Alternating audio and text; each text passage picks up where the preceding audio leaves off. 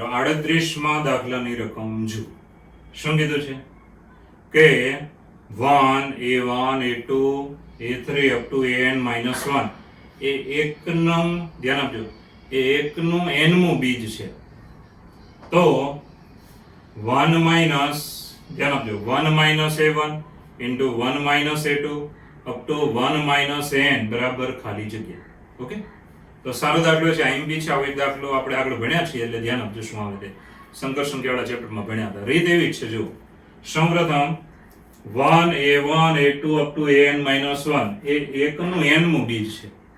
બરાબર છે, એકનું nમું બીજ છે એટલે એકની 1/n ઘાત બરાબર આપણે એનું બીજ આલ્ફા ધારી લઈએ છીએ. તો એકની 1/n ઘાત મિત્રો, એકની 1/n ઘાત બરાબર મેં આલ્ફા લઈ લીધું.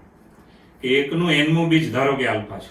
ઓકે, તો એકનું nમું બીજ, એકનું બીજું બીજ એને કહેવાય વર્ગમૂળ, એકનું ત્રીજું બીજ એને કહેવાય ઘનમૂળ, એકનું nમું બીજ એને કહેવાય 1/n ઘાત એટલે nમું બીજ. ઓકે, તો એકનું nમું બીજ બરાબર આલ્ફા લીધું. આ બંને બાજુ n ઘાત કરી નાખે તો આલ્ફાની n ઘાત બરાબર 1 આવે. બંને બાજુ n ઘાત કરો એટલે nમું મૂળ ને n ઘાત ઉડી જાય એટલે 1. તો આલ્ફાની n ઘાત બરાબર 1. હવે એકને ડાબામાં લઈશું એટલે એક સમીકરણ બની ગયું કે આલ્ફાની n ઘાત -1 બરાબર 0. હવે આ સમીકરણમાં યાદ રાખજો n ઘાત છે ને એટલે n બીજ હોય. એ બીજ આપણે આ લઈ લેવાના કે આ સમીકરણના બીજ 1 a1 a2 up to an -1 છે. ઓકે, હવે મિત્રો શું કરીએ, જો આ સમીકરણના જો આ બીજ હોય ને તો ડાબા લેવાની સમીકરણની અને પછી આ બધા બીજનો ગુણાકાર લઈ લેવાનો. કારણ કે આના અવયવ n અવયવ બને, જેટલી ઘાત એટલા અવયવ, જેટલી ઘાત એટલા બીજ. તો આ બધા જ ધ્યાન આપજો, આવી રીતે લખી શકાય. ધારો કે દ્વિઘાત સમીકરણ હોય x² વાળું, તેના બીજ આપણે લીધા હોય, બે બીજ છે, ધારો કે x બરાબર 1 ને x બરાબર 2, તો તમે આવી રીતે લઈ શકો કે ભાઈ x - 1 ગુણ્યા x - 2 એ દ્વિઘાત સમીકરણના બીજ ગણાય. કયા દ્વિઘાત સમીકરણના બીજ ગણાય? તો અહીંયા જુઓ, x² - 3x + 2 બરાબર 0 હોય તો આ સમીકરણના બે બીજ આવે. કયા કયા? x - 2 અને x - 1. જો આના અવયવ પડી જાય ને, હવે મિત્રો આને તમે આમ લખી શકો કે x² - 3x + 2 બરાબર x - 2 ગુણ્યા x - 1. આ થઈ ગયા બીજ. કે આ ડાબી બાજુ લેવાની અને એની બરાબર આપણે આ એના બીજ અહીંયા લખી દેવાના, એટલે કે એના અવયવ અહીંયા લખી દેવાના. બરાબર છે, અવયવ. આના બીજ હકીકતે કેવા થયા? આના બીજ થયા x બરાબર 2 અને x બરાબર 1. આના બીજ કહેવાય 2 અને 1, પણ એને લખવાના આવી રીતે કે x - 2 ગુણ્યા x - 1. હવે આને ગુણો એટલે ડાબી બાજુ આવી જાય. ઓકે, તો આપણે આના બીજ આ છે. જો તો અહીંયા આપણે શું લખવાનું? બીજ છે, આના બીજ હતા 2 અને 1, તો આપણે શું લખ્યું હતું? x - 2 x - 1. તો આના બીજ, આ સમીકરણના બીજ આ છે, તો આપણે શું લખવાનું? આલ્ફા -1 ગુણ્યા આલ્ફા -a1 ગુણ્યા આલ્ફા -a2 અપ ટુ ગુણ્યા આલ્ફા -an -1. બહુ ચોખ્ખું છે. જો આ સમીકરણના બીજ 2 અને 1 છે, તો આ સમીકરણમાં ડાબી બાજુ બરાબર શું લખી શકો? x - 2 ગુણ્યા x - 1. આવી રીતે આને લખવાનું ડાબી બાજુ બરાબર. હવે મિત્રો આલ્ફા -1 ને હવે જમણી બાજુથી ડાબામાં છેદમાં લઈ લો અને આટલું આવી જાય પછી આપણે આને લિમિટ લગાડવાની. લિમિટ એ આપણું આગળ ભણવામાં ચેપ્ટર આપણે 11માં જ આવે છે મિત્રો, એટલે ટેન્શન લેતા નહીં. અત્યારે હું ખાલી કહીશ એટલું યાદ રાખ. બંને બાજુએ લિમિટ લગાડવાની. લિમિટને આપણે ગુજરાતીમાં લક્ષ કહીએ છીએ. પૂરું નામ છે LIMIT, પણ શોર્ટમાં લખાય છે LIM, લિમિટ નો લિમ લખવાનું. આને કહેવાય આલ્ફા 1 ની નજીક છે એટલે 1 છે, આલ્ફા બરાબર 1. ચાલ, આલ્ફા બરાબર 1. ઘણા કે સાહેબ 1 કેમ લીધો? 1 એટલા માટે લીધો છે કે આપણો સવાલ છે ને એમાં શું આપ્યું છે કે 1 - a1 ગુણ્યા 1 - a2 ગુણ્યા 1 - a3 અપ ટુ 1 - an -1. એટલે આલ્ફાની જગ્યાએ 1 લાવવાનું છે, એ સવાલ આવશે અને સાથે જવાબ પણ આવી જશે. જુઓ, હવે મેં લિમિટ લગાડી છે તો ધ્યાન આપજો. હવે આપણી પાસે આપણી 11મા ધોરણની ચોપડીમાં જ લક્ષ ચેપ્ટર જે આવશે એમાં એક સૂત્ર આવશે. એ સૂત્ર હું હાલ અહીંયા તમને આપી દઉં છું. આ સૂત્ર બધાય મોઢે કરવાનું રહેશે. લિમિટ x ટેન્ડ્સ ટુ, ધ્યાન આપજો, x tends two n x ની n ઘાત માઈનસ a ની n ઘાત છેદમાં x માઈનસ a. તો શું કરવાનું? તો આ પદ લેવાનું, ઘાત આગળ ઘાતમાંથી 1 બાદ.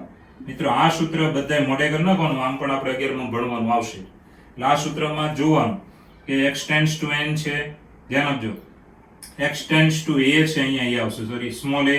તો x ટેન્ડ્સ ટુ a છે, પછી એ સૂત્રમાં આગળ વધીએ તો શું આવ્યું? x ની n ઘાત, ધ્યાન આપજો, x ની n ઘાત માઈનસ a ની n ઘાત છેદમાં x માઈનસ a. x ની n ઘાત માઈનસ a ની n ઘાત છેદમાં x minus a.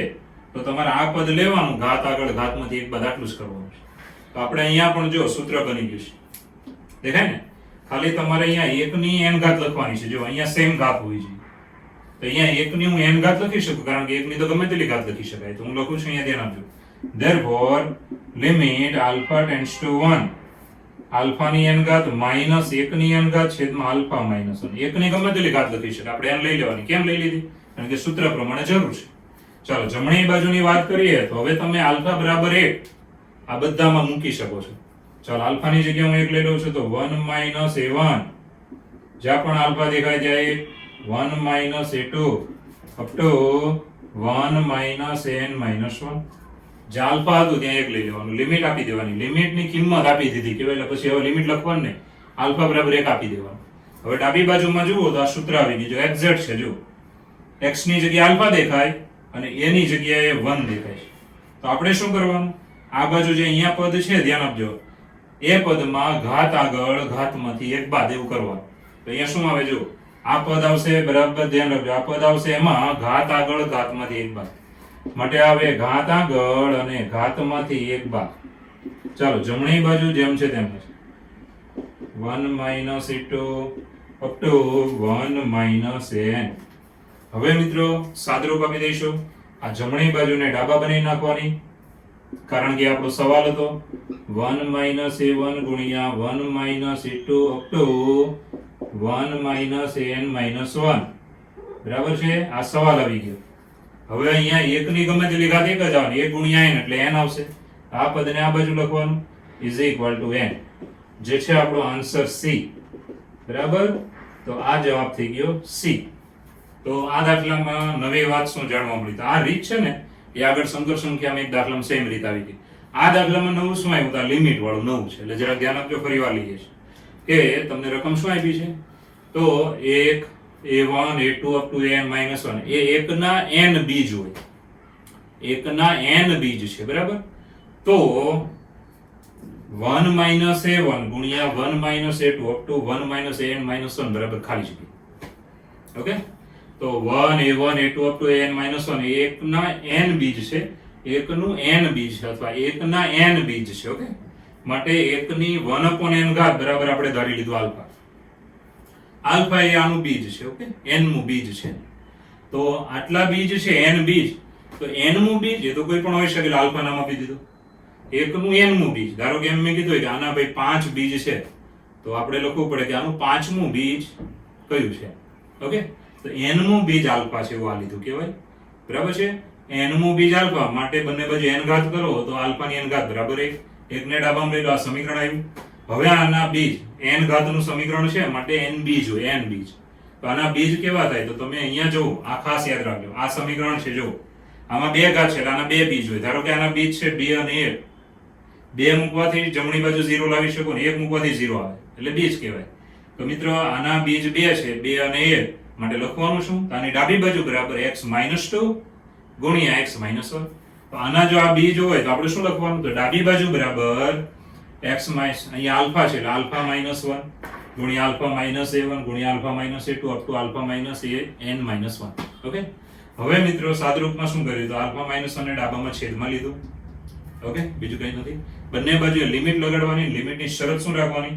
Alpha tends to 1, આને કહેવાય ટેન્ડ્સ ટુ. આલ્ફા 1 ની નજીક છે, એટલો બધો નજીક આલ્ફા બરાબર 1 જ છે એમ વિચારવાનું.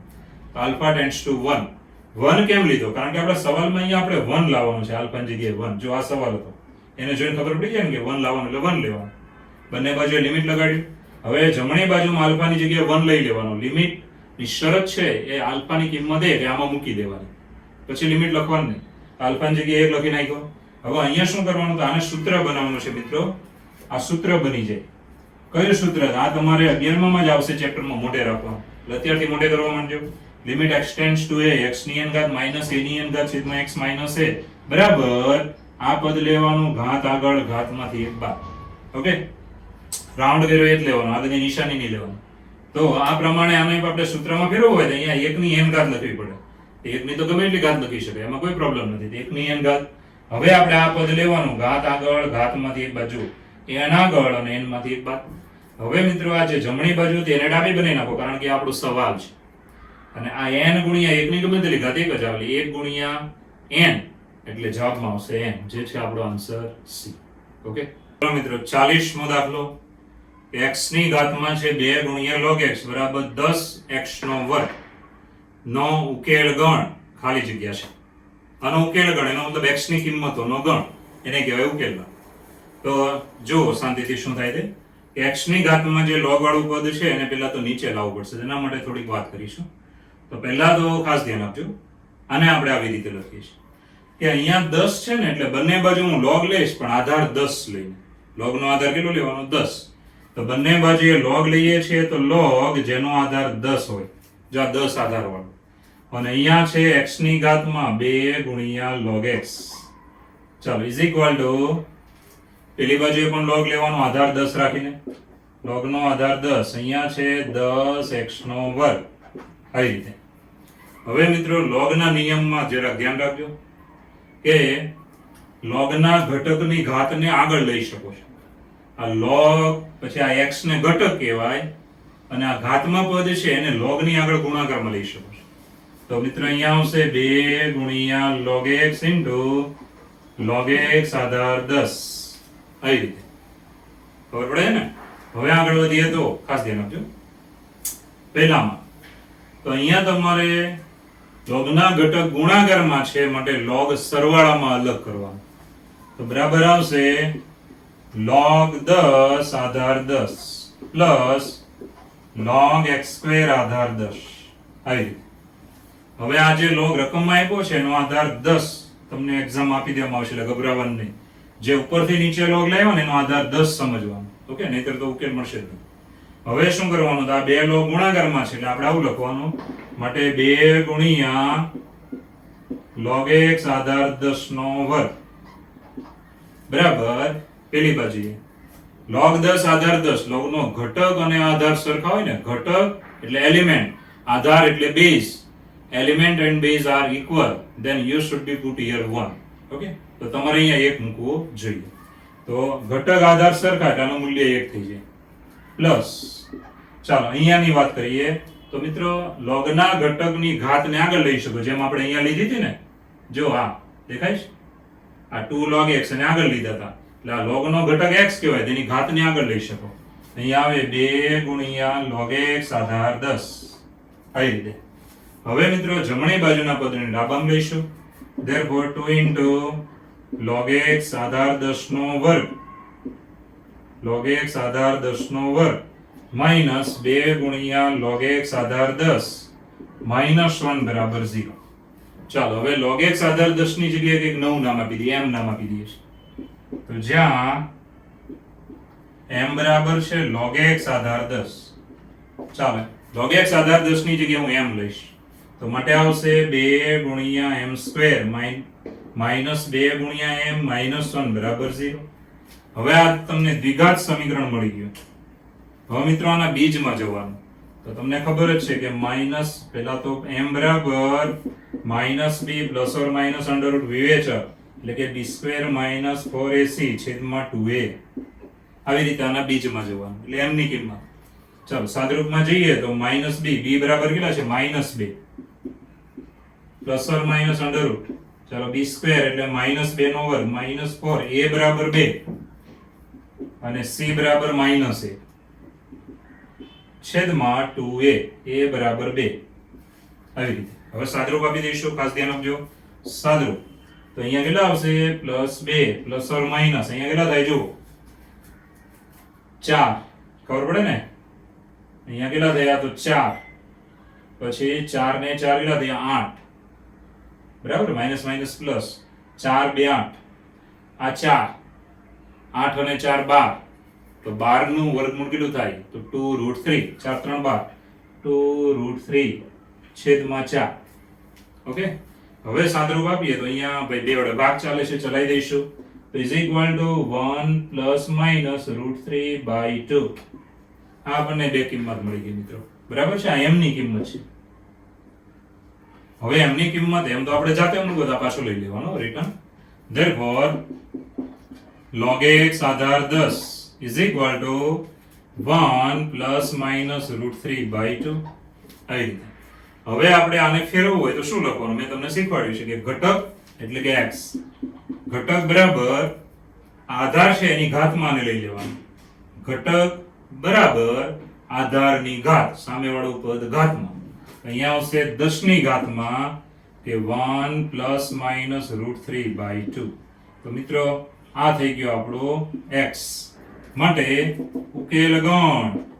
ગણની ભાષામાં લખવું હોય તો આ બે કિંમત મળી કહેવાય. તો બે કિંમત છે એટલે છગડીયા કૌંસમાં એક કિંમત મૂકી દેવાની. તો શું આવે? તો 10 ની ઘાતમાં 1 પ્લસ માઇનસ √3/2. આ થઈ જાય આપણો જવાબ. જે જવાબ છે તમારો આન્સર દિલ્હી. ઓકે, ચાલો.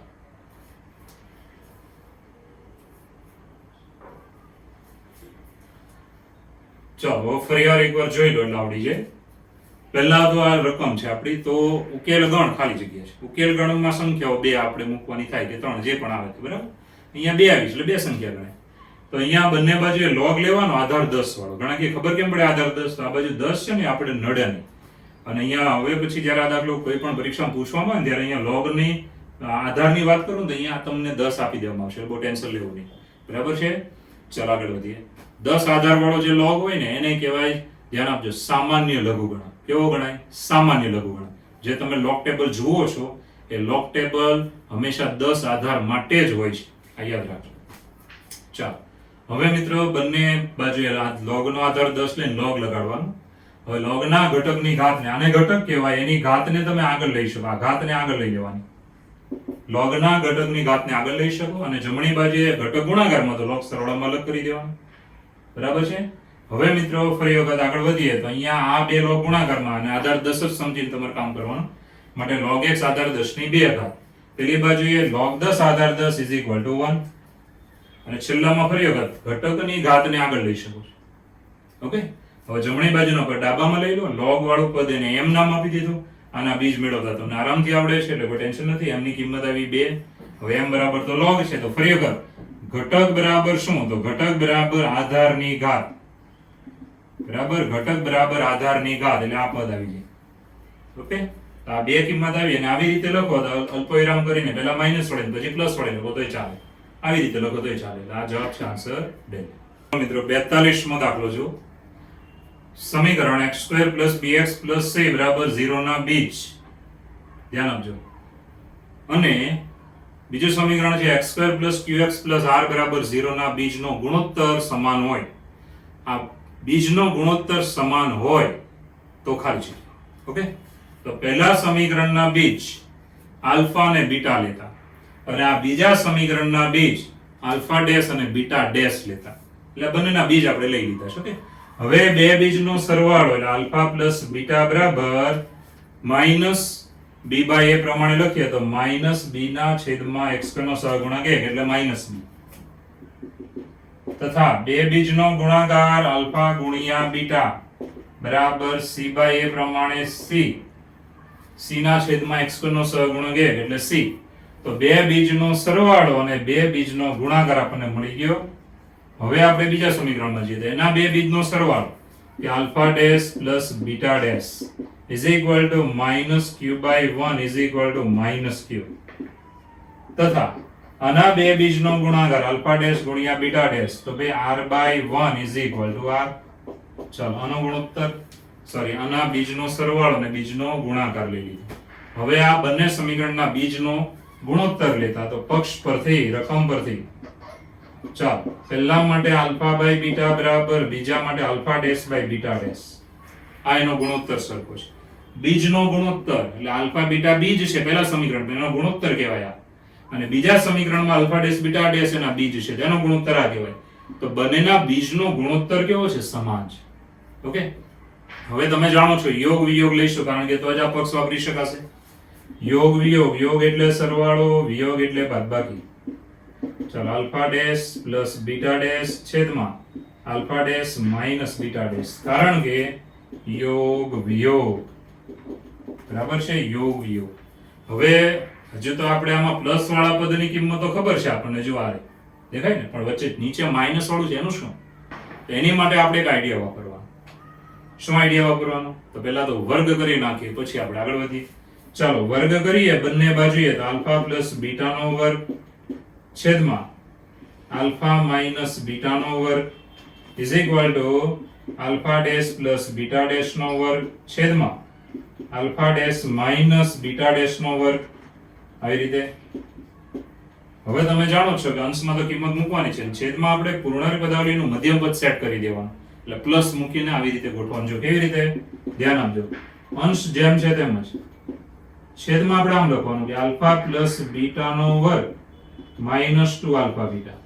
આનો મતલબ તમે જાણો જ છો કે ભાઈ આનું મધ્યમ પદ કેટલું આવશે, સોરી -2 ની જગ્યાએ કેટલા આવે 4. તો કઈ રીતે જુઓ પરિવાર કે અહીંયા પૂર્ણાંક પદાવલી મૂકો તો alpha square plus 2 alpha beta plus beta square, મધ્યમ પદ આવ્યું +2 આલ્ફા બીટા, એની જગ્યાએ આપણે આનું મધ્યમ પદ શું હતું -2 આલ્ફા બીટા. તો -2 આલ્ફા બીટા લાવવું હોય તો અહીંયા અમારે કેટલા બાદ કરવા પડે 4, એટલે કે -4 આલ્ફા બીટા. હવે આને જ્યારે વિસ્તરણ કરશો ને એટલે +2 આલ્ફા બીટા આમાંથી કાઢી નાખવાનું, તો વધ્યો શું -2 આલ્ફા બીટા, એટલે પાછી પૂર્ણાંક પદાવલી બની જાય અને એક્ઝેક્ટ આ પદ પાછું રિટર્ન આવી જાય. પણ રિટર્ન નથી લાવવાનું, આપણે આગળ વધીશું. ચાલો એવી રીતે આ બાજુ જમણી બાજુ એ alpha dash plus beta dash નો વર્ગ છેદમાં આપણે લખવાનું થાય alpha dash plus beta dash નો વર્ગ -4 આલ્ફા ડેશ બીટા ડેશ. જ્યારે તમને કઈ ખબર જ ન પડે ને ત્યારે હું સાદરૂપ આપી જવાનું રફમાં, એટલે તમારું મગજ ઓટોમેટિક ચાલી જશે. ઓકે, તો મિત્રો પૂર્ણાંક પદાવલી મધ્યમ પદ 2 આલ્ફા બીટા આમાંથી કાઢી નાખો, -2 આલ્ફા બીટા ફરીવાર પૂર્ણ વર્ગની રીતે લખો એટલે ઉપરનો પદ પાછો આવી જાય. ઓકે, હવે બધાની કિંમત આપણે મૂકી દઈશું, જે આ રાઉન્ડ કર્યા છે, ચોરસ બોક્સ કર્યા છે તે જોઈ શકો.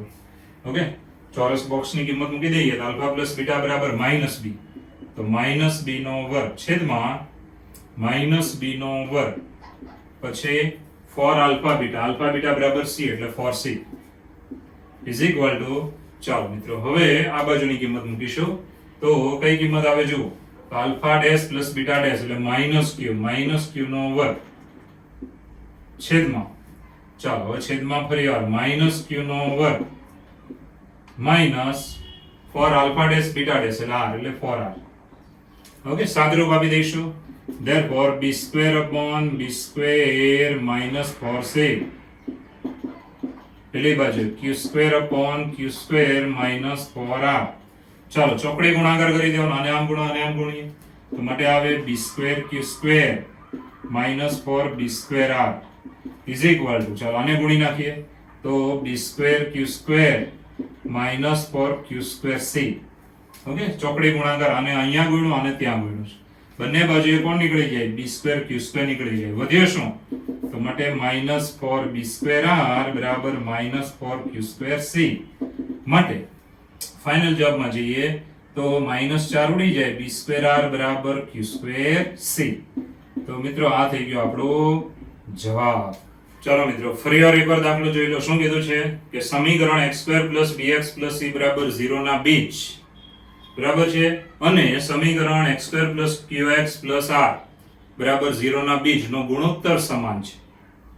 તો ખાલી જગ્યા. તો મિત્રો ખાસ ધ્યાન આપજો, આ સમીકરણના બીજ આલ્ફા અને બીટા લઈએ તો બે બીજનો સરવાળો બે બીજનો ગુણાકાર એ તમને આવડે છે. બીજા સમીકરણના બીજ આલ્ફા ડેશ અને બીટા ડેશ લઈએ તો બે બીજનો સરવાળો બે બીજનો ગુણાકાર. હવે પક્ષ પરથી એમના બીજનો ગુણોત્તર લેવાનો, તો પહેલા સમીકરણના બીજનો ગુણોત્તર બરાબર બીજા સમીકરણના બીજનો ગુણોત્તર. હવે યોગ વિયોગ, અંશ અને છેદ બંને બાજુએ બે ઘાત કરી નાખો. છેદનું પદ તમારે સેટ કરવું પડશે કે આને તમે આમ લખી શકો છો કે આલ્ફા પ્લસ બીટાની બે ઘાત -4 આલ્ફા બીટા, એવી રીતે જમણી બાજુ બધી કિંમત મૂકી દેવાની, ચારે ચાર સાદરૂપ આપીને અહીંયા સુધી આવી ગયા. આને અહીંયા ગુણી નાખવાના, આને અહીંયા ગુણી નાખો. ઓકે, ગુણ્યા પછી જે નીકળી જાય તે કાઢી નાખો, પછી ફરીવાર -4 નીકળી જાય. વધેલો પદ છે આપણો જવાબ છે, પરંતુ તમે જોઈ શકો કે એ જવાબ છે ગોઠવેલો છે. આ જવાબ છે આન્સર સી. આ જવાબને તમે આમ પણ લખી શકો છો કે r * b² બરાબર c * q². ઘણા છોકરા આવો જવાબ જોયો ને એમ વિચારે ઓપ્શનમાં નથી આવ્યો, પણ એને ખબર ન પડે કે આ ગુણાકારમાં ક્રમ આમ તેમ લખી શકે, એનો મતલબ ક્રમના નિયમનું પાલન કરે છે ગુણાકારમાં. RB square RB square is equal two CQ square. આમ લખો કે આમ લખો, બંને એક જ આવે, માટે આપણો જવાબ છે C. ઓકે, ચાલો મિત્રો 44મો દાખલો જુઓ. 44 શું રકમ આપી છે? mod of x minus 1 plus mod of x minus 2 plus mod of x minus 3 is greater than or equal 6 નો ઉકેલ x હોય તો ખાલી જગ્યા, આનો ઉકેલ x હોય તો ખાલી જગ્યા, એટલે x ની કિંમત કેવી હોય? ઓકે, ચલો ઓપ્શન કેવા આપ્યા જોઈ લો. કે પહેલો ઓપ્શન છે 0 less than or equal x less than or equal 4, એટલે કે સંવૃત અંતરાલ 0 થી 4 માં x છે. બીજો ઓપ્શન બી જુઓ, x is less than or equal -2 or x is greater than or equal 4. x ની કિંમત -2 ને -2 થી નાની અથવા 4 અને 4 થી મોટી છે. ત્રીજો option C 0 less than or equal x or x is greater than or equal 4. x ની કિંમત 0 અને 0 થી ધ્યાન આપજો મોટી છે અથવા 4 અને 4 થી મોટી છે. પછી ડી એક પણ નહીં. ઓકે, તો ઓપ્શન સી ફરી વાર જોઈ લો કે x is less than or equal 0 or x is greater than or equal 4. 0 અને 0 થી નાનો, 4 અને 4 થી મોટો, અને છેલ્લો ઓપ્શન એક પણ નહીં. ઓકે, હવે આમાં ઓપ્શન મેં એટલા માટે કીધા કે મિત્રો આપણે આમાં શોર્ટકટ રીત લઈશું કે ઓપ્શન થી ચેકિંગ કરીશું. તો સૌપ્રથમ જો કે આ રકમનું પદ જે તમને આપ્યું છે મિત્રો, આનું સમાધાન કરાવવાની વાત આવશે. ઓકે, તો બહુ ચોખ્ખી વાત છે કે આપણી પાસે છે mod of x minus 1 plus mod of x minus 2 plus mod of x minus 3 greater than or equal 6. હવે મિત્રો આ જે પદ આપ્યું છે આની અંદર તમે ઓપ્શનની કિંમતો લેતા જશો એટલે ખબર પડશે. જો તો પહેલો ઓપ્શન એ લઈએ ને, તો ઓપ્શન એ ની કિંમત છે 0 less than or equal x less than or equal 4, બરાબર છે. માટે ચાલો આને સમીકરણ નંબર 1 આપી દઈશું આના માટે. હવે તમે વિચાર કરો કે આની અંદરની કોઈ પણ કિંમત લઈ લો. ધારો કે મેં 1 લીધી, આ 0 થી 4 માં x લેવાનો છે તો x બરાબર 1 લઈ લો. કોઈ પણ આની અંદરની કિંમત લેવાની. x બરાબર 1 લીધો એટલે આ 0, x બરાબર 1 એટલે mod of -1 એટલે 1, x બરાબર 1 એટલે mod of -2 એટલે 2, તો કેટલા થયા? 0. હવે માનાંક હોય તો ધન પદ બની જાય, -1 mod of માં હોય તો +1 થઈ જાય, -2 mod of માં હોય તો +2 થઈ જાય. તો કેવું આવ્યું? 0 +1 +2 એટલે કે ભાઈ 0 +1 +2 એટલે 3. 3 એ 6 થી મોટા છે, ખોટું છે. આ બાજુ 3 આવ્યા જે 6 થી મોટા નથી અને બરાબર 6 નથી, એટલે આની અંદરની કિંમત માટે ખોટું પડે છે. માટે નંબર 1 અસત્ય બને છે, બરાબર છે. નંબર 1 કેવું બને છે? અસત્ય. ચાલો બીજા બી ઓપ્શન ની વાત કરીએ. તો બી ઓપ્શન માં શું કીધું છે કે x ની કિંમત -2 અને -2 થી નાની અથવા x ની કિંમત 4 અને 4 થી મોટી. આના માટે હવે ધારો કે -2 થી નાની લઈએ તો -3. -3 અહીંયા મૂકો એટલે થયા -4. mod of -4 એટલે 4. અહીંયા થયો 1 -3 ને -2 5 એટલે 5. 5 અને આ 4 કેટલા થયા? 9. પછી અહીંયા મૂકશો એટલે 6. 9 ને 6 15, 6 થી મોટા છે. આના માટે સત્ય આવે છે, ધ્યાન આપજો. આના માટે નંબર 1 સત્ય છે. ઓકે, હવે મિત્રો ત્રીજા ઓપ્શન ની વાત કરીએ, સી ઓપ્શન. ત્રીજા ઓપ્શન ની વાત કરીએ તો x ની કિંમત 0 અને 0 થી નાની છે અથવા x ની કિંમત 4 અને 4 થી મોટી છે. આના માટે હવે 0 અને 0 થી નાની, તો મિત્રો 0 થી નાની તો -1 લઈ લો. ચાલો -1 આમાં મૂકો એટલે 2, માનાંકમાં -2 એટલે 2 સીધા. 3, 2 ને 3 5 અને આ 4, 5 ને 4 11, 6 થી મોટા. સત્ય છે. આના માટે નંબર 1 સત્ય છે, બરાબર છે. આના માટે નંબર 1 સત્ય છે. હવે ડી ઓપ્શન તો લેવાનો નથી કારણ કે 2 માં સત્ય એવું છે, તો અહીંયા ખાસ બી છેદ સી લેવાનું. બી છેદ સી લેતા બંનેમાંથી ધ્યાન આપજો, બંનેમાંથી યોગ ગણ લેવાનો. બંનેમાંથી મોટો ગણ કયો છે એ લેવાનો, ધ્યાન આપજો. કારણ કે બધી સંખ્યા આવી જવી જોઈએ, કે બાકી રહેવી જોઈએ નહીં. તો મિત્રો આ બે માં જુઓ, આ બે માં જુઓ તો આ તો સેમ જ છે એટલે એ તો સંખ્યા એ જ રહેશે. આ બે માં વધારેમાં વધારે સંખ્યા કોનામાં આવે છે એ જોવાનું. યોગ એટલે લઉં છું કે બંનેમાં વધારેમાં વધારે સંખ્યા આવતી હોય તે આપણો જવાબ ગણે, ઓછી આવતી હોય તે નહીં, વધારે આવતી હોય તે. તો મિત્રો આની અંદર ને આની અંદર જોશો ને તો આમાં વધારે સંખ્યા આવશે કારણ કે આ 0 થી 0 ને 0 થી નાની બધી લેવાની છે. આમાં -2 થી નાની, તો 0 થી -2 વાળો ભાગ છે એ આમાં નથી આવતો, આમાં આવી જાય. એટલે આમાં વધારે વધારે સંખ્યા આમાં આવે છે, ઓપ્શન સી માં. બરાબર છે. તો બંનેનો યોગગણ લેશો તો કેવો જવાબ આવ્યો કે ભાઈ x ની કિંમત 0 અને 0 થી નાની અથવા x ની કિંમત 4 અને 4 થી મોટી. માટે નંબર 1 સત્ય છે. એટલે યાદ રાખવાનું મિત્રો, વધારે સંખ્યા આવે ને એ જવાબ લેવાનો. માટે આન્સર સી, જવાબ છે સી. બરાબર છે. સત્ય ભલે 2-3 ઓપ્શન માટે આવી જાય, પરંતુ જેમાં વધારે ધ્યાન આપજો, વધારેમાં વધારે x ની કિંમત હોય ને એ આપણો જવાબ કહેવાય. તો કયો જવાબ થયો? સી. ઓકે, તો સહેલો છે એકદમ. સમાધાન કરાવીને જોઈ લેવાનું. ઓકે, ચાલો મિત્રો 46 માં દાખલાની રકમ જુઓ. શું કીધું છે? Mod of x - 1 less than or equal 3 અને mod of x - 1 greater than or equal 1. બરાબર છે. ના ધ્યાન આપજો, ના બંનેના ધ્યાન આપજો ઉકેલની કિંમત x દર્શાવતો ગણ કયો છે. આ બંનેનો ઉકેલ ગણ મેળવવાનો છે. એનો મતલબ x ની કિંમતોનો ગણ, કે આ બંનેનું સમાધાન કરે. એનો મતલબ બંને જે x ની કિંમતો માટે બંને સત્ય આવે ને તેવી x ની કિંમતોનો ગણ. ઓકે, ચાલો સૌપ્રથમ જુઓ. હવે મિત્રો સૂત્ર મેં તમને આપી દીધું છે ઓલરેડી, અને સૂત્ર યાદ કરવાનું. આમાં બંને વાત આવી જાય છે, ધ્યાન રાખજો. બંને વાત એટલે કઈ? તો મોડ ઓફ પછી લેસ ધેન ઓર ઇક્વલ હોય અને મોડ ઓફ પછી ગ્રેટર ધેન ઓર ઇક્વલ હોય. તો યાદ રાખવાનું, માનાંક હોય ને લેસ ધેન ઓર ઇક્વલ હોય તો આ બાજુની સંખ્યા છે ત્યાંથી આપણે આમ લખવાનું કે -3 લેસ ધેન ઓર ઇક્વલ, માનાંક કાઢી નાખવાનો, x - 1 less than or equal 3. તો સૂત્ર યાદ રાખજો, મોડ ઓફ લેસ ધેન ના સંખ્યા હોય એટલે આ સંખ્યાનું માઇનસ પ્લસ, અને આવી રીતે તમારે અંદરનું પદ, માનાંકની અંદરનું પદ લઈ શકો છો. ઓકે, આ સૂત્ર છે. હવે ગ્રેટર ધેન ઓર ઇક્વલ હોય ત્યારે બે ટુકડા મળશે, આ બાજુનું ને આ બાજુનું. તો પહેલો ટુકડો આવે x - 1 less than or equal -1 કે x - 1 greater than or equal 1. તો મિત્રો બંને સૂત્રમાં આવી ગયા છે, ધ્યાન આપજો. મોડ ઓફ અને લેસ ધેન ઓર ઇક્વલ હોય આ સંખ્યા માઈનસ થી પ્લસ, આ માનાંકની અંદરનું પદ અહીંયા આવી રીતે લખવાનું. મોડ ઓફ અને ગ્રેટર ધેન ઓર ઇક્વલ 1 હોય તો માઈનસ અને પ્લસ, -1 +1. પણ ભાગ આવી રીતે લખવાનો કે -1 ને એનાથી નાની કિંમત થયા માનાંકની અંદરનું પદ, અને અહીંયા થાય 1 અને 1 થી મોટી કિંમત. ઓકે, એટલે આવા બે ટુકડા બને છે. ચાલો સાદરૂપ આપીશું. અહીંયા વચ્ચેના પદમાં x લાવવાનો, તો બધામાં 1 ઉમેરી દેવાનો. ચાલો બધા પદમાં 1 ઉમેરીશું, માટે વચ્ચે આવે x. ચાલો 1 ઉમેરી એટલે અહીંયા થઈ ગયા -2 less than or equal x less than or equal 4. તો મિત્રો અહીંયા x ની કિંમત આપણને આ મળી છે. હવે બાજુમાં જે કેવી મળે છે, તો આમાં ધ્યાન આપજો. હવે આમાં -1 પેલી બાજુ લઈશ એટલે +1, -1 આ બાજુનો ધ્યાન આપજો, જમણી બાજુનો, અને આનો જે પ્લસ થઈ ગયો 1 એ -1 + 1 0. માટે આવશે x ની કિંમત 0 ને 0 થી નાની. અહીંયા કે એટલે અથવા કહેવાય, અથવા એટલે યોગ લેવાનો છે. ઓકે, યોગ. અને હવે -1 પેલી બાજુ લઈશ તો મિત્રો અહીંયા આવશે x ની કિંમત 1 અને 1 2 અને 2 થી મોટી. ચાલો બંનેનો યોગ ગણ છે. ઓકે, ટુકડા છે.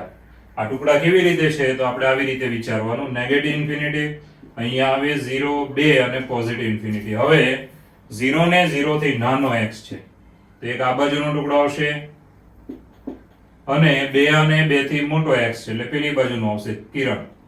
તો આ રીતે બે ભાગ આવે, આ બાજુનો અને પેલી બાજુનો, વચ્ચેનો ભાગ નહીં આવે. ઓકે, હવે આમાં કેવો ભાગ છે તમે જોઈ લો કે અહીંયા છે, ધ્યાન આપજો કે -2 અને અહીંયા 4. તો -2 અને -2 થી મોટો x, 4 અને 4 થી નાનો, આમાં આવે છે આ ભાગ. હવે મિત્રો આ બંને જે જવાબ છે ને એ બંનેનો છેદ ગણ લેવાનો. છેદ લેતા આ બાજુનો જવાબ અને આ બાજુનો જવાબ એનો શું લેવાનો? છેદ લેવાનો. તો છેદ લઈએ તો કેવો ભાગ આવે વિચાર કરો. આ કિંમત આમાં ને આમાં જુઓ તો બહુ ચોખ્ખી વાત છે, -2 થી શરૂ થવી જોઈએ અને ક્યાં સુધી જવી જોઈએ? 0 સુધી. પછી બીજો ટુકડો જુઓ તો 2 થી શરૂ થાય અને ક્યાં સુધી આવે? 4 સુધી. એટલે આ ભાગને આની ઉપર મૂકી દેવાનો, જેટલો ભાગ છેદમાં આવે ને એટલું જ લખવાનું. ધારો કે આ ભાગને તમે અહીંયા મૂકશો તો કેવું આવશે? તો -2 એટલે તમે જાણો છો અહીંયા જ્યારે સંખ્યા રેખામાં લેશો તો -2 અહીંયા આવે, રેડી, અને 4 અહીંયા આવશે. હવે ટુકડો લેવા જશો તો ધ્યાન આપજો, આ બાજુનો આટલો ભાગ બંનેના છેદમાં આવશે ને આ બાજુનો આટલો ભાગ બંનેના છેદમાં આવે. તો આવી રીતે વિચારવાનું. ઓકે, તો છેદ લઈએ તો આપણી પાસે જવાબ આવ્યો સૌરુત અંતરાલ x ની કિંમત કેવી? તો સૌરુત અંતરાલ -2 થી 0 યોગ, ધ્યાન આપજો, હવે પેલી બાજુનો ટુકડો એટલે અથવા, આમાં અથવા હતું ને એટલે ટુકડાનું અથવા અહીંયા આવી જાય, અથવા હવે ક્યાંથી ગયા તો 2 થી 4, સૌરુત અંતરાલ 2 થી 4. ઓકે, તો મિત્રો આ થઈ ગયો આપણો જવાબ, x ની કિંમતોનો ગણ. ઓકે, -2 થી 0 યોગ 2 થી 4. ચલો, તો આન્સર છે આપણો C. ચાલો, હવે મિત્રો તમારે આની સૂત્ર ખાસ યાદ રાખવાનું છે કે મોડ ઓફ હોય અને લેસ ધેન ઓર ઇક્વલ હોય તો માઈનસ થી પ્લસ એની અંદરનું પદ આવશે. પછી મોડ ઓફ હોય અને ગ્રેટર ધેન હોય તો -1 અને અહીંયા લેવાનો 1. બરાબર છે? -1 એનાથી નાનો અંદરનું પદ હોય અથવા 1 અને 1 થી મોટું હોય. બસ આવું યાદ રાખજો. પછી સાદરૂપ આપી દેવાનું, બધામાં 1 ઉમેરીને અહીંયા સુધી આવી જવાનું. આમાં -1 પેલી બાજુ એટલે પેલી બાજુ 0 થઈ ગયું, -1 પેલી બાજુ એટલે 1 ને 2 થઈ ગયા. ઓકે, હવે આની આકૃતિ બનાવો તો 0 ને 0 થી નાનો છે x, 2 અને 2 થી મોટો છે. આમાં -2 થી 4 છે, આ બંનેનો છેદ લેવાનો, આ બંનેનો છેદ. તો હવે તમને બહુ ચોખ્ખું મળી જાય, છેદ લેશો તો -2 થી શરૂ કરવાનું 0 સુધી, પછી 2 થી શરૂ થાય 4 સુધી, વચ્ચે યોગ. આ થઈ ગયો આપણો જવાબ. ચલો મિત્રો, 47મો દાખલો જુઓ. 47મો જે આપણે હું ગણાવું છું એવી રીતે તમારે 48મો ગણવાનો છે. એટલે 47 ને 48 એ બંનેની રીત સેમ છે. એટલે આપણે અહીંયા આ ચેપ્ટરનો આ JEE ના આવા દાખલા અહીંયા કમ્પ્લીટ કરીશું. આવી રીતનો દાખલો તમને આવડવો જોઈએ. ઓકે, તો સૌપ્રથમ શું આપી રકમ કે x વાસ્તવિક હોય, x ની કિંમત વાસ્તવિક હોય તો શું આપ્યું છે કે x² + 34x - 71 upon x² + 2x - 7 ની કિંમત કોની વચ્ચે ન હોઈ શકે. ઓકે, કે કઈ સંખ્યાઓની વચ્ચે આની કિંમત ન હોઈ શકે. ઓકે, તો સૌપ્રથમ આપણે જે પદ આપ્યું છે ને ધારી લઈએ છીએ. લો, ધ્યાન આપજો, ધારો કે આની બરાબર આ પદની બરાબર m છે. હવે m મેં ધારી લીધો, સાદરૂપ કરીએ છીએ. છેદનું પદ પેલી બાજુ લીધો, m સાથે ગુણી નાખવાના. આ ત્રણ પદને m વડે ગુણી નાખ્યું. હવે મિત્રો ડાબી બાજુના પદ જમણી બાજુમાં લેવાના અને ગોઠવવાના.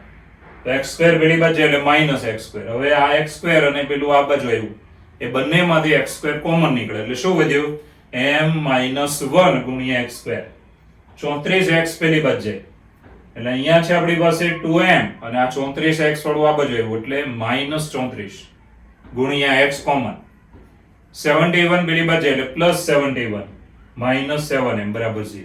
એટલે આ ડાબાના બધા પદ જબામાં લીધા ને ડાબા જબા ફેરવીને લખવાનું. આ આવી ગયું x માં દ્વિઘાત સમીકરણ. દ્વિઘાત સમીકરણ. હવે x વાસ્તવિક છે એવું તમને ધ્યાન આપજો, સવાલમાં કહી દીધું છે કે x એટલે આ દ્વિઘાત સમીકરણ x નું છે, માટે x એનું બીજ કહેવાય. અને આ બીજ વાસ્તવિક હોય તો આ દ્વિઘાત સમીકરણનો વિવેચક 0 અને 0 થી મોટો આવે.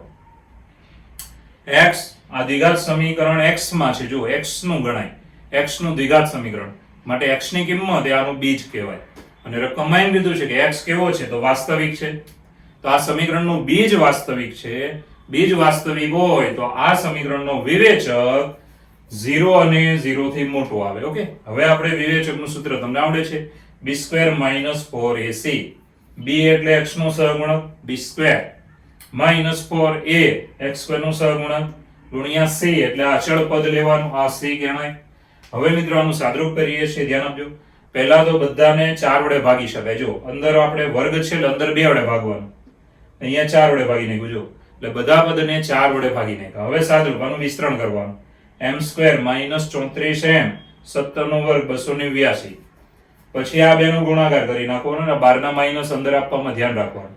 ઓકે, હવે બધાનું સાદરૂપ m² વાળા આપણે ગણી લઈએ, m² અને આ m² કેટલા થયા? 7 અને 1 8. હવે m વાળા તમે ગણશો તો m વાળા અહીંયા આપણી પાસે આટલા પદ છે.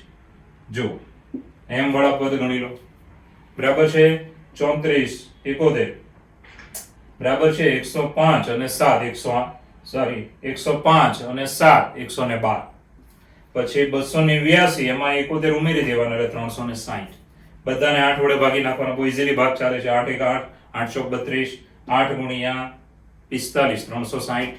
બહુ ઇઝી છે તો બરાબર, કારણ કે 45 ગુણ્યા 2 90 અને 9 4 36 એટલે 4 2 8 એટલે 45. હવે આ જે દ્વિઘાત સમીકરણ છે ડાબી બાજુનું ધ્યાન આપજો, એના અવયવ પડી જાય કે 45 એટલે 9 5 45 અને 9 અને 5 નો સરવાળો કરો તો 14. તો 9 5 45 એના અવયવ પાડી દીધા. હવે આને આપણે ધ્યાન આપજો, જે ટેક્સ્ટ બુકમાં મેં ભણાવ્યું હતું એવી રીતે આને સોલ્વ કરવાનું. કે હું સંખ્યા રેખા પેલા બનાવીશ, બરાબર છે. હવે મિત્રો આ કઈ સંખ્યા મૂકવાથી 0 થાય છે? તો 9 અને 5 અહીંયા ઇક્વલ આપ્યું છે, માટે ડાર્ક કરવાનું. 9 અને 5 મૂકવાથી 0 થાય છે, તો 5 અહીંયા આવી જાય. ધારો કે આ 5 અને અહીંયા ધારો કે આ 9 છે સંખ્યા રેખા પર, તો ઇક્વલ હતું એટલે આને ડાર્ક કર્યું. હવે મિત્રો આપણે ચેક કરવાનું કયા ભાગમાં સત્ય આવે છે. તો પહેલા તો આ બાજુનો ભાગ લઈએ, આ બાજુ 0 આવે છે. 5 થી આ બાજુ આવો એટલે 0 આવે, તો m બરાબર 0 લઈએ તો 9 5 45, નેગેટિવ નેગેટિવ પોઝિટિવ 45, 0 થી મોટા છે એટલે આ ભાગમાં સત્ય આવશે. હવે વચ્ચેના ભાગમાં તમે 6 લઈ લો. 6 આમાં 6 એટલે -3, 6 એટલે 1, -3 ગુણ્યા એટલે -3, 0 થી મોટા છે બરાબર 0 છે, બંને ખોટું પડે. ચાલો આ ભાગમાં ધારો કે 10 લઈ લીધા, તો અહીંયા 1 અને 5, 5 1 5, 5 0 થી મોટા છે, સત્ય છે. તો મિત્રો આ પદની કિંમત આ બે ભાગમાં આવશે, બરાબર. 5 અને 5 થી મોટી કિંમતો બધી, પછી 9 અને 5 અને 5 થી નાની કિંમતો બધી, 9 અને 9 થી મોટી કિંમતો બધી. આની માટે સત્ય આવે. એનો મતલબ એવો થયો કે આ ભાગમાં ધ્યાન આપજો, આ ભાગમાં m ની કિંમત ન આવે, બરાબર છે. m એટલે કોણ? તો આ પદ હતું કે આ પદની કિંમત કયા ભાગમાં ન આવે? તો કોની વચ્ચે ન આવે. તો માટે ધ્યાન આપજો, આપેલ પદની કિંમત 5 અને 9 વચ્ચે ન આવે. 5 અને 9 વચ્ચે ન આવે. તો મિત્રો ઈઝી દાખલો છે, ખાલી થોડુંક લોજિક છે. તો x વાસ્તવિક હોય તો આ જે પદ છે મિત્રો, આ પદ એની કિંમત કોની વચ્ચે ન આવે એવું માંગીશું. કોની વચ્ચે ન આવે, એવું નથી કીધું કે ક્યાં આવે, કઈ આવે, એવું કીધું છે કઈ ન આવે.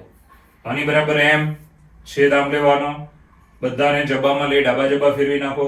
પછી x વાસ્તવિક હોય તો આનો વિવેચક 0 ને 0 થી મોટો હોય. સાદરૂપ આપીને અવયવ પાડીને તમે અહીંયા સુધી આવી ગયા. હવે અહીંયા 9 લેવાથી 0, 5 લેવાથી 0, 9 અને 5 મૂકી દેવાના, બરાબર.